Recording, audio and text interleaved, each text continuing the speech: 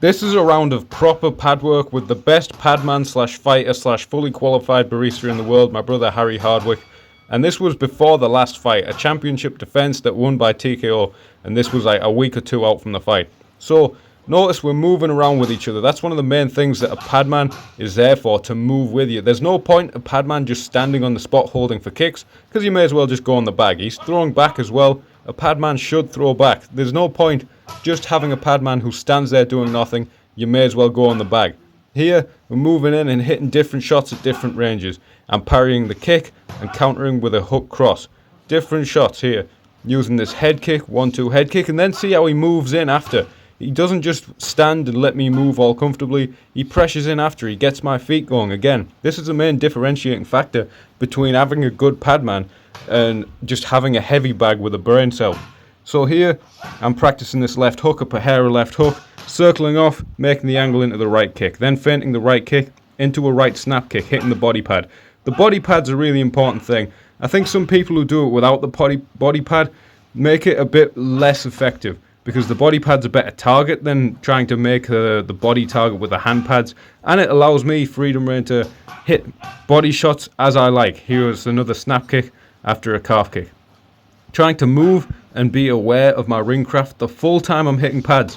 I'm not getting lazy. I'm not letting Harry drift off and make loads of space, and then when he pressures into me, I'm not letting him pressure me all the way back to the fence. I don't want my heel to touch the fence at any point. Here I'm switching southpaw and hitting a kind of cross counter, jab, slip, and then left cross. Switching stances. I'm switching stances of my own accord, and this is actually really good for the padman as well. If you've got a guy hitting pads and you can just read when they're switching stances, it helps your eye for when people switch stance on you in sparring or in a fight. So here, jab, hook, cross. Simple combinations with good movement and fades between it. Jab, hook, cross, and then I track him along, whether he steps right or left, and I'm not following him. There I'm hitting the body and the head. Again, the body pad, a much better target most of the time than just the two pads put together. I'm tracking him. See, I'm practicing my front foot. I'm practicing my foot feints. I hit that foot feint into a left straight. See how Harry's circling off?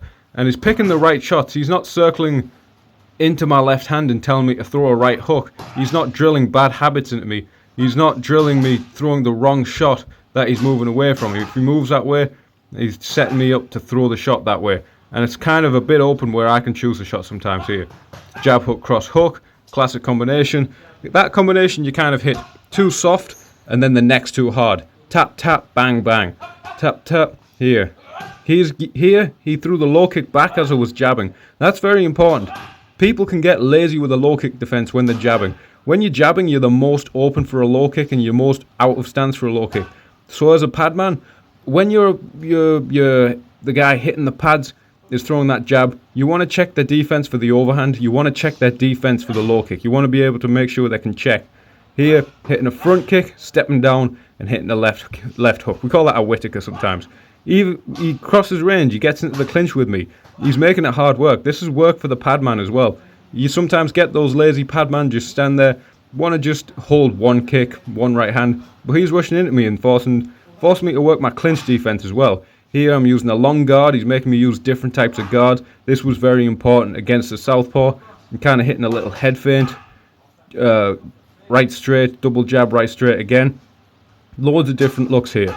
And he's moving as well, so I have to cover distance with my feet. After the combination, he might step away, so I have to track him. Or he might step in, so I have to move and maintain my distance. Footwork is not something you just drill. Footwork is getting drilled every single thing you do. Shadowboxing, pad work, whatever.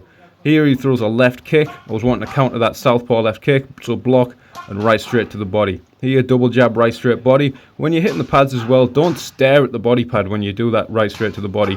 Kind of look up into his eyes. Be a bit unpredictable with it. Hitting those knees in. Here he was just shouting piss take knees, because he didn't want me to be too cautious with him. He wanted me to get that hip extension. Right high kick, step off, left hook. Kind of Pahara combo.